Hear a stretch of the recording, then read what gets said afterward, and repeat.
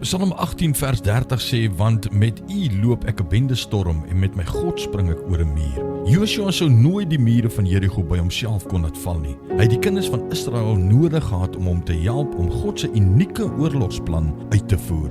As hulle leier, doen Joshua 'n merkwaardige ding. In steede daarvan dat hy hom posisioneer op die voorfront van die parade, maak hy die verbondsark die senter van fokus vir elke Israeliet. Die ark het die teenwoordigheid van die Here verteenwoordig. Dit het sy belofte vir hulle ingehou.